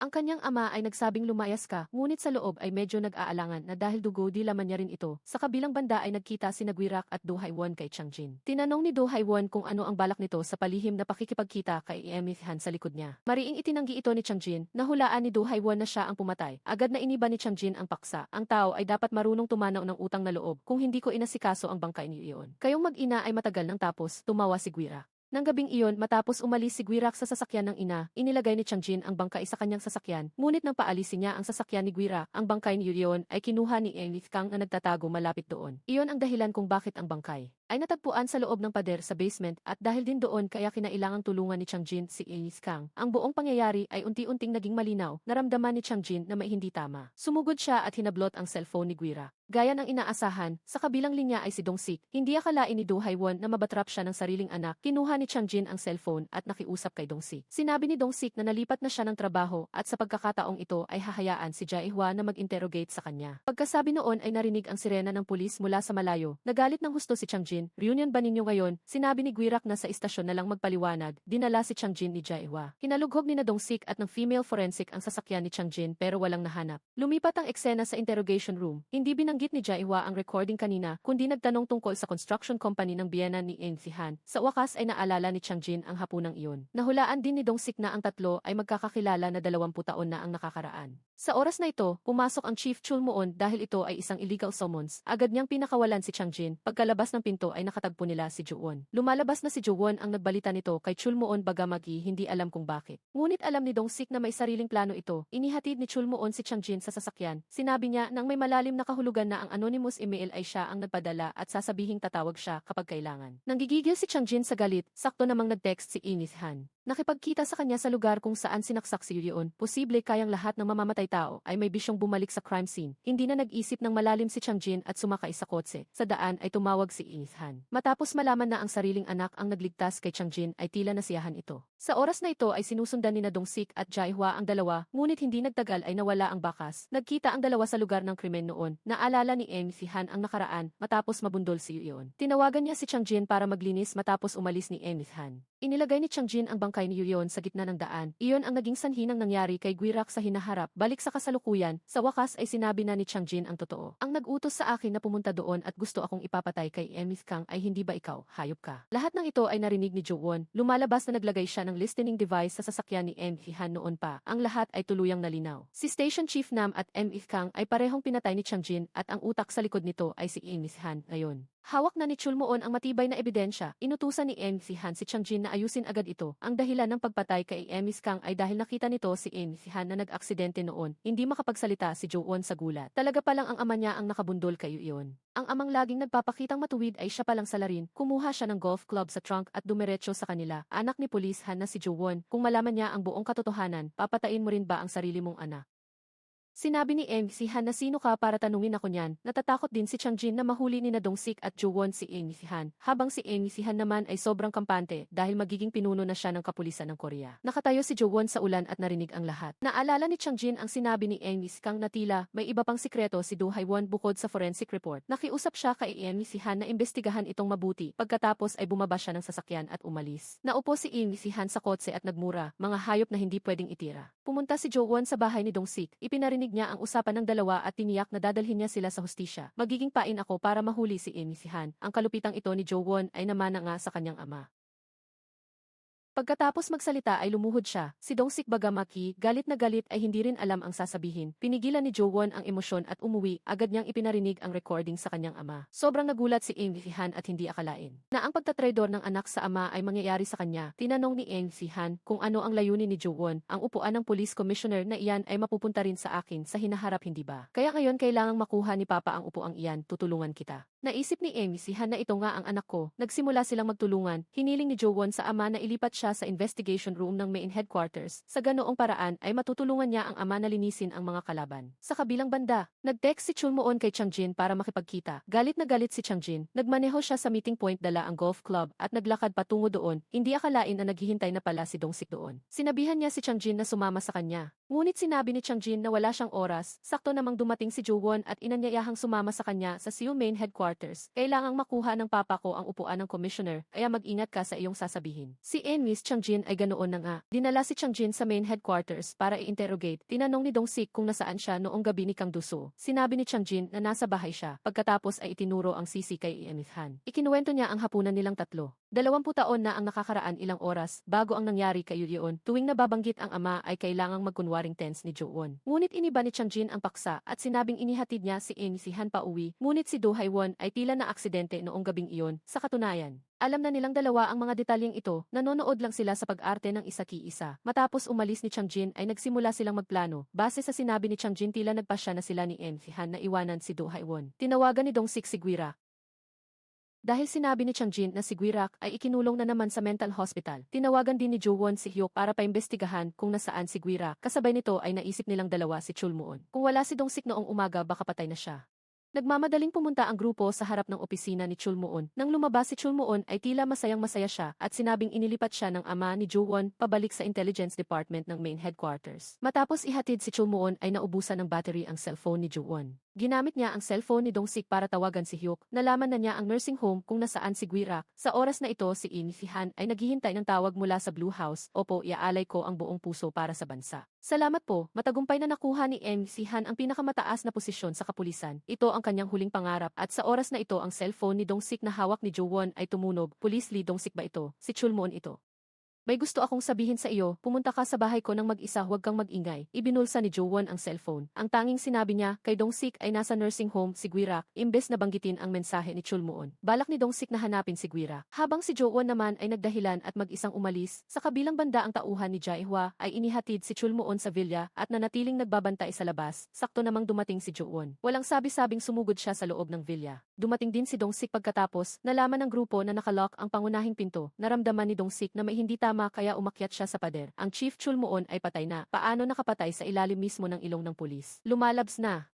Matapos makauwi ay nag-text si Chulmoon kay Chang Jin pero hindi ito sumagot. Nagalit si Chulmoon at tumawag. Hindi akalain na kanina pa pala dumating si Chang Jin sa villa at nagtatago doon. Walang pagkakataong lumaban si Chulmoon at pinaslang. Nireporma ni Chang Jin ang crime scene at kampanteng umalis. Hindi nagtagal ay dumating si Jo-won, ngunit nang matagpuan niya si Chulmoon ay huli na ang lahat. Dinala si Jo-won sa interrogation room. Sinabi ni Dong-sik na ang taong gusto nilang saktan ay ako, bakit ka pumalit sa akin? Panay ang hingi ng tawad ni Jo-won. Naintindihan ni Dong-sik ang nararamdaman ni Jo-won. Sinabi niya rito na huwag nang pahirapan ang sarili sa guilt na iyon. Umuwi si Jo-won at panay ang hugas ng kamay. Tumatawag ang ama niya pero hindi niya sinasagot. Sa oras na ito nalaman na rin ni In Si-han ang nangyari kay Chulmoon. Iniulat ni Hyuk ang detalye ng investigasyon. Nahanap nila ang cellphone na ginamit sa pag-text kay Station Chief Nam sa bahay ni Chulmoon at sa kutsilyo ay fingerprints lang ni Chulmoon ang nandoon. Ang huling mensahe sa cellphone ni Chulmoon ay para kay Lee Dong-sik pero bakit nandoon si Jo-won sa crime scene? Hindi rin niya alam. Para hindi madamay ang anak ay inutusan ni In Si-han si Hyuk na isara ang kaso sa konklusyong pagpapakamatay. Balak pa sanang magsalita ni Hyuk pero pinutol siya ni In Si-han. Gawin mo na lang, huwag nang maraming sabi. Matapos umalis ni Hyuk ay tinawagan ni In Si-han si Chang Jin at pinatago muna ito ng ilang sandali. Ngunit itinaya na ni Chang Jin ang lahat ng ari-arian niya sa Munju Development Project. Habang nag-aalinlangan, dumating si Jae-hwa kasama ang mga tao. Sa pagkakataong ito ay si Jae-hwa na mismo ang mag-i-interrogate kay Chang Jin sa oras na pinatay si Chulmoon. Hindi mapatunayan ni Chang Jin ang kanyang alibi at isa pa noong nakaraang araw. Nakatanggap din siya ng mensahe mula kay Chulmoon. Sinabi ni Chang Jin na nagkasundo silang dalawa na mangisda pero maagang nakunan ni Dong-sik ang eksenang iyon. Kasabay nito ay dinala ni Dong-sik ang video na ito para hanapin si Do Hae-won. Binalaan niya itong mag-ingat dahil ngayon ay si Chulmoon. Ang susunod, kung hindi ikaw ay ang anak mo, matapos umalis ni Dong-sik, agad na nakipag-ugnayan si Do Hae-won sa mga tauhan para ilipat ng ospital si Guirak pero sa oras na ito ay nailabas na ni Jo-won si Guirak. Matapos makarating sa ligtas na lugar ay minaneho siya ni Jae-hwa paalis. Ayaw arestuhin ni Jo-won si Guirak, umaasa siyang kusang susuko si Guirak, ngunit ang huling pagsuko na ito pagkaraan ng 20 taon ay karapat-dapat pa bang patawarin, maging si Guirak mismo ay hindi malampasan ang hadlang na ito. Sinabi niya kay Jo-won na arestuhin siya, pagkatapos ay pinuntahan ni Jo-won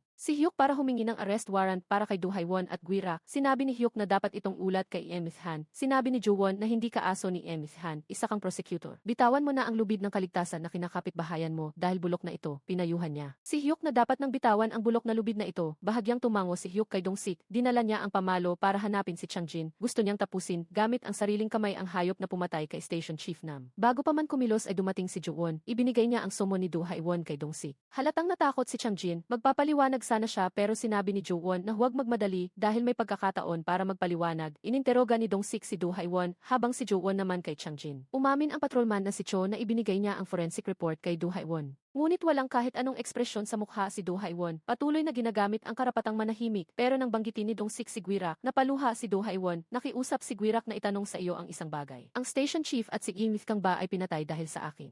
Kung totoo iyon ay tatapusin niya ang sariling buhay. Ito ang tuluyang sumira sa depensa ni Do Hae-won. Inamin niya ang lahat ng kanyang ginawa. Sa panig naman ni Jo-won ay nakatanggap ng balita na umamin na si Do Hae-won. Naghanda na siyang humingi ng arrest warrant para kay Chang Jin. Pero hindi naniniwala si Chang Jin na aprubahan ito ng nakataas. Kasabay nito ay ay nakatanggap si Inifihan ng balita mula sa intelligence room na nangahas si Hyuk na aprubahan ang warrant. Tinawagan niya si Hyuk pero sinabi ni Hyuk na sobrang busy siya at walang oras para pumunta doon. Sinunod nga niya ang payo ni Jo-won na bitawan ang lubid na malapit ng mabulok. Sa pagkakataong ito ay nakahinga na ng maluwag si Hyuk sa panig ni Jo-won. Nagsimula siyang gumamit ng psychological provocation pero si Chang-jin ay isa pa ring tusong matanda. Walang silbi ang anumang sabihin para mapabuka ang bibig ni Chang-jin. Inilabas ni Jo-won ang huling tira. Sinabi niyang wala kayong alam tungkol sa papa ko. Kapag naupo na ang papa ko sa kapangyarihan, lahat kayo ay mamatay. Pagkatapos ay ipinarinig niya kay Chang-jin ang recording ng gabing iyon. Mga hayop na hindi pwedeng itira, sakto namang pumasok si Jae-hwa at sinabing naaprubahan na ang arrest warrant. Idinagdag pa niya na tumawag si Commissioner Han. Sinabi niyang huwag maging malambot at dapat itong dumaan sa batas. Nang gabi, habang inaalala ni Chang-jin ang sinabi ni Avis Kang, biglang lumitaw si Dong-sik sa harap niya, sa ilalim ng pagpilit ni Dong-sik. Sinabi ni Chang-jin ang totoo na noong gabing iyon ay si Avis-han mismo ang nakabundol kay iyon, kasabay nito ay nakatanggap din ng balita si Avis-han na nagtatapat na si Chang-jin ng buong katotohanan sa Major Crimes Unit. Sa telepono ay binanggit ang balita, kaya dali-daling binuksan ni Avis-han ang V. Si Commissioner Han ay pinaghihinalaang nagmamaneho ng lasing at nakabundol bago tumakas 20 taon na ang nakakaraan, ang aksidenteng humantong sa isang babaeng estudyante sa MU. June na nawala at pumanaw, ang recording ay ipinalabas din sa ere. Naintindihan ni Avis-han na sa pagkakataong ito ay wala na siyang kawala, inilabas niya ang baril para magpakamatay. Ayaw ni Jo-won na mamatay ang ama ng ganoon kadali. Kailangan niyang tanggapin ang parusa ng batas. Sa oras na ito ay dumating si Dong-sik, nagtutukan ang dalawa ng baril na lumikha ng tensyon. Sumugod si Jo-won sa harap ni Dong-sik, inagaw niya ang baril mula sa kamay ni Dong-sik. Ayaw din ni Dong-sik na makitang masugatan si Jo-won.